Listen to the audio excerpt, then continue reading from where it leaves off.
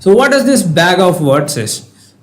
As the name itself suggesting, a bag of words is a representation of text that describes the occurrence of word within a document. Okay, so it is going to tell you the occurrence of words within the document, and we just keep track of word count, disregarding the grammatical details and the word order as well. What does that mean?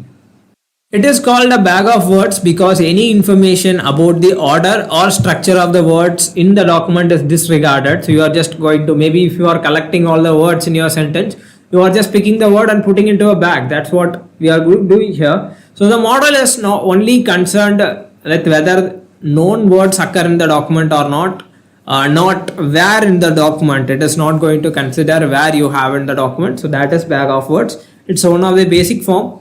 For example, let us see an example. Maybe you have three sentences. This movie is very scary and long.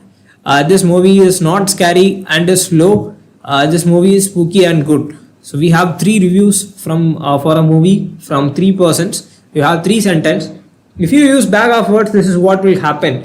First, it is going to take all the unique words in your entire sentences, entire reviews. You have this movie is very scary and long, and in the second sentence don't take the repetitive words. You have not, and here you have a good new word called as spooky and good. So if you look at that, you are arranging the words. Okay, and what you are doing is you are counting in your first sentence whether you have that occurrence or not and how many times. See here, this occurred one time, movie occurred one, so you are counting that, and if it's 0, it tells that in this sentence we don't have that word. Similarly, if you look at the review 2 is occurred 2 times, so you have it 2. Okay, so you have that count as well. So you are also collecting the length of review in words. Finally, you can see here in 3 also we are counting this. This process is called as bag of words. It looks simple, right? So it is one of the basic step. It's like encoding, okay, where we are encoding the entire document. So if you have bunch of sentences, this is what will happen if you perform bag of words. We will be implying that anyway now. And looking into bag of words, your output will be a vector like this. Okay, so which tells that 1 and 0 or any number which tells that how many times it present based on bag of words counting. Okay, but the problem is like before going into the issues and all, from sklearn.feature-extraction.text. So this bag of words is from sklearn, from the machine learning library sklearn. So you can install and take it from feature-extraction.text. You can import the count vectorizer, which will do the process. But the problem with bag of words is there are some limitations. We'll see that and we imply it now. No word order. It doesn't care about which order the words missing out or how the words work together. For example, the second person has given that this movie is not scary. Okay, here I'll do another change here. This movie is scary and is not slow. Maybe if I took this not and placed it here, what will happen? Actually, this person is telling that the movie is not a scary movie and it is actually a slow movie. But if you pick this not and keep it here, the review changes into the movie is scary and it is not slow, which is fast, which is actually completely opposite, right? The words and the combinations has meaning, but this bag of words is not going to consider that. It is just going to pick the words. It doesn't going to understand that anyway. As well as it ignore context. Okay, so you don't know what context, what they mean and all. It just represent how many times they occur, and always same length, and it always represent text in the same length, which can be limited for different types of text and lots of words. It need to know every word in a language, which can be a huge list to handle, and it doesn't understand meanings. Okay, how often they appear, they don't know, they don't understand. We are not passing meaningful representation here. You are just trying to represent one of the basic question. And one more important issue is they can't understand one more thing. Okay, so if you look at your text, what do we have here? We have some words. Later you are going to make prediction. Now you are going to enter a new word which is not in this particular bag of words. Then what will your model tell us? It will give everywhere 0. That word won't even consider because it is a out of context word. If you have it, it is not going to take that into account. That's a problem that we may face. So that is one of the issue with bag of words, and it's a basic version. People use it for machine learning projects. So from sklearn underscore feature extraction, you can use text. In that we can import count vectorizer. So going into our Golab, and let us start writing the code. So first from sklearn dot feature underscore extraction, let us dot text as well. So that is for tabular, text is for text data. You can use count vectorizer and import. I missed import. Yeah, and bag of words is equal to count vectorizer. Fine. So let us do one sample on hands-on itself. So I'll call bag of words. You have the option of fit and then transform if you want to transform later on, or you can do fit and transform together. First we'll do with fit, which is learning part. So I'm going to pass a set of sentence here. Hello everyone. This movie is not good. Okay. So you have fitted now. So you can go and call bag of words dot vocabulary underscore. These are some options. If you go with vocabulary underscore, you get the vocabulary, what all words you have, and this number represents its order. Okay, don't worry about that. For example, first let me do this. If you go with bag of words dot transform, I'll pass a empty string here. So you get it as a sparse matrix. So you have to use 2 array. So you can see what I'm getting is I'm getting a total length of 7. I hope so, because your corpus has 7 words. 0, 1, 2, 3, 4, 5, 6. We have comma as well. And they have given the name as well. See here, 0, 1, 2, 3, 4, 5, 6. Their count as well. So this is what it represented. This place, 0th index is for everyone. So if you have everyone in your sentence, okay, if you transform everyone, you will get 1 there. Remaining will be 0 because you don't have good or not and all. Maybe if you have everyone good, so they are mismatched order, but you can see if you have good, that's first index, you get 1 here, remaining thing is 0. If you give a new word which is out of context, maybe car, which is not even here, you get completely zeros here. So that's how your bag of words actually work, and they have some limitations as well.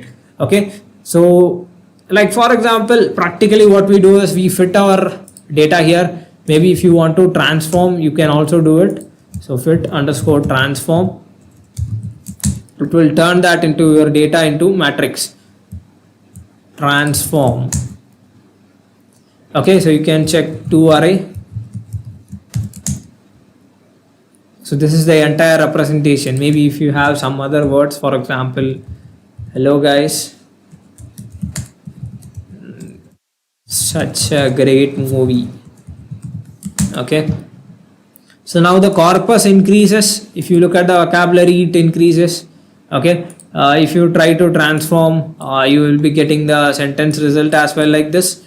So that's how this works. If you fit and transform, you can see now we have for this sentence and the next sentence and so on. That's how we fit and turn them into numbers. And as we can see here, it is not a great way of doing it. Okay, anyway, I hope we earlier had our data variable practice sentence. First let us try to fit it. So bag of words dot fit data. Okay, so now we have fitted, right?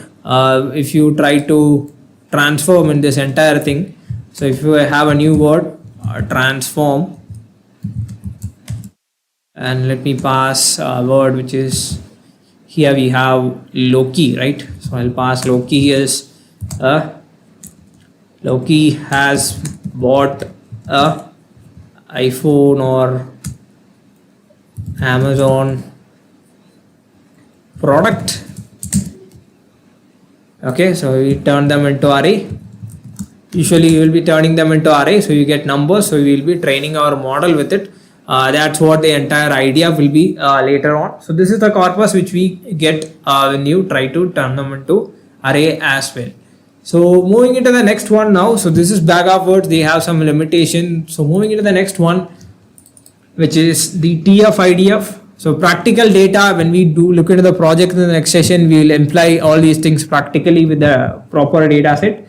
And term frequency infers document frequency, also called as TF-IDF. So TF-IDF is a technique used in NLP to reflect the importance of a term in a document. Here it is just getting that, okay. Some advanced version is TF-IDF. It measures of how frequently a term appears in the document, as well as it is also going to measure the inverse document frequency. It is a measure of how rare or common a term is across the entire corpus. For example, the TF-IDF is a calculation actually. So if you look into that, it does two things actually: term frequency and then inverse document frequency. You calculate it and finally multiply it. So what is this term frequency? We'll see what is inverse document frequency and how to calculate it we see, and then finally we understand this.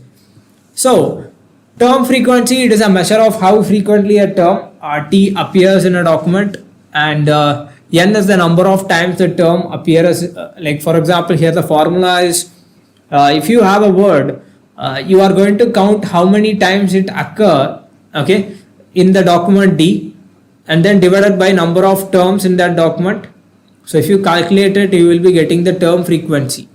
Here N is the number of times the term T appears in the document D, and each document and term will be having its own TF value. So when you calculate this, for example, simply I'll tell you this review 2, like this movie is not scary and is slow. Here the vocabulary we have is 8 words, and the term frequency for the word this is the word this here appears only one time, so it is 1 number of times is appear in that sentence divided by the entire vocabulary, which is 8. So 1 divided by 8 is for this sentence. So like that, if you look at here, you have a table for review 1, for review 2 and review 3. This is their appearance, whether they have or not 1 or 0 and how many times, like our bag of word. And when you imply term frequency, out of the total 7 words in review 1 time this word has occurred, that's 1 by 7. Okay, so like that we get, if you don't have, you will be having 0 here. See here, and see here you had 2 times, so it's 2 divided by 8 is 1 by 4. So like that they give a fraction, that's term frequency. And we also have inverse document frequency, and inverse document frequency is a measure of how important a term is. So we need to we need the IDF value, because computing just the TF is not sufficient to understand the importance of word. In that, for each sentence we are getting different TF, right? This IDF is for entire corpus, so we understand how important it is by calculating log of number of document divided by number of documents with that term. Maybe if you have a sentence, what's the total number of document divided by number of document having that particular term. If you look at this log of this formula, if you check for the word this, it's appearing in all 3. So number of document you have or number of sentences is 3, number of document which has that this is 3, so log of 1 will be 0, and like that you can calculate the IDF value as well. So after calculating both, we need to just multiply them. So the final TF-IDF for each is these values. So it's not just 0 or 1 representation. Here you get how important it is based on the values we get here. And the higher the value, which tells that more importance it is, and lower the value, less importance it is. So we can actually use this with the help of feature extraction.text. We can use TF-IDF vectorizer. So let us first imply this in the Google Colab, and before going down, maybe we can fit and transform this as a 2D. Okay, so we'll do that later. So while going into our TF-IDF, from sklearn dot feature extraction dot text, let us import TF-IDF vectorizer. Okay, not transformer, vectorizer. So TF is equal to, we need to create an object. So TF-IDF is equal to TF-IDF vectorizer Fine. So now we have it. We can call TF-IDF dot fit data inside. So the fitting has been happened now. If you want, you can once again look into TF-IDF dot. You have all the options like vocabulary underscore.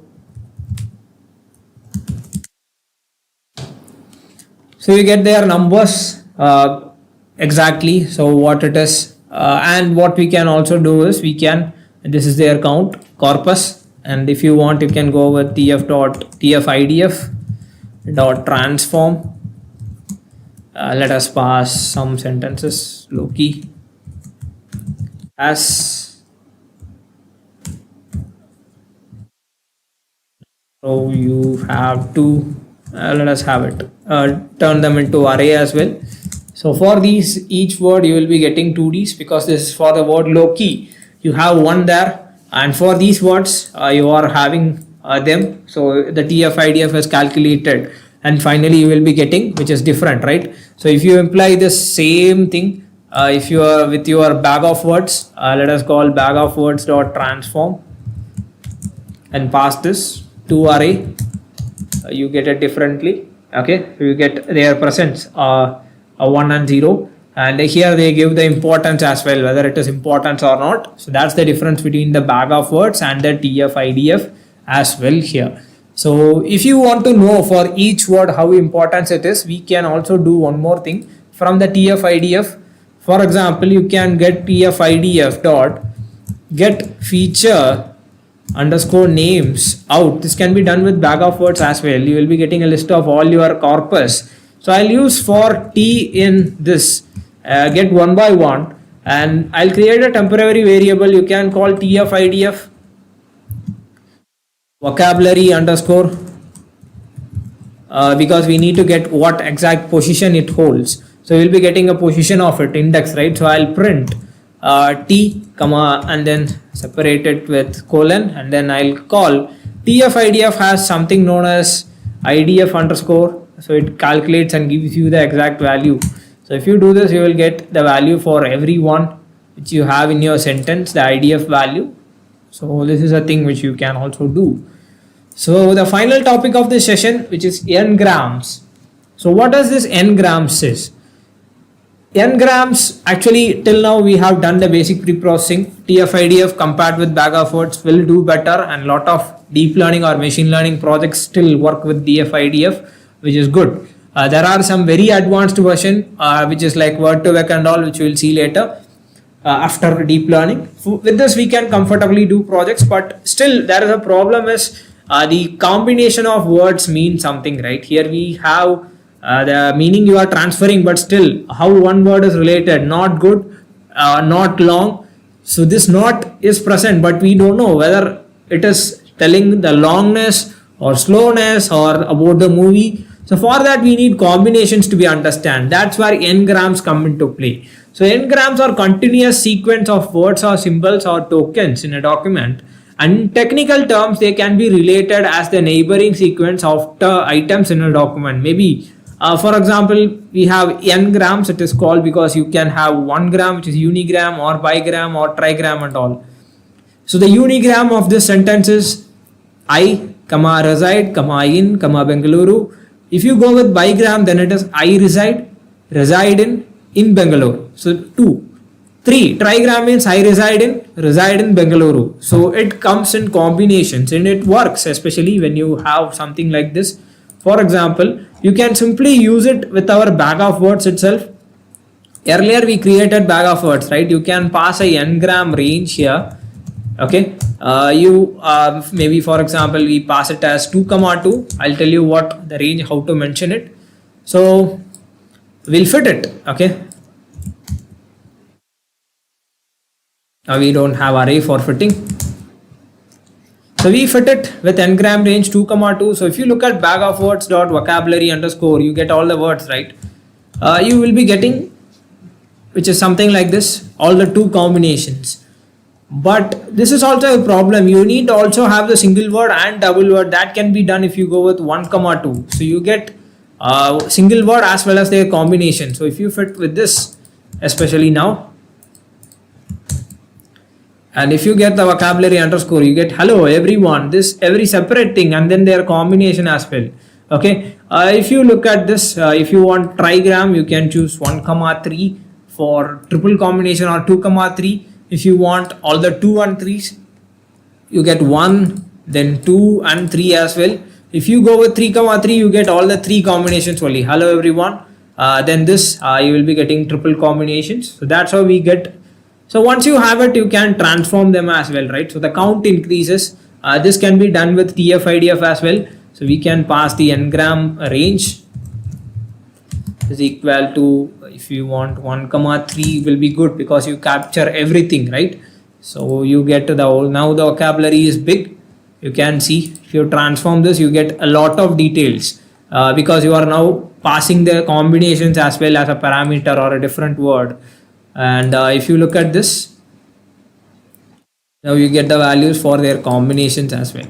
So that's it, the basic pre-processing. And in the next session, we'll see project support NLP with machine learning. We'll see in day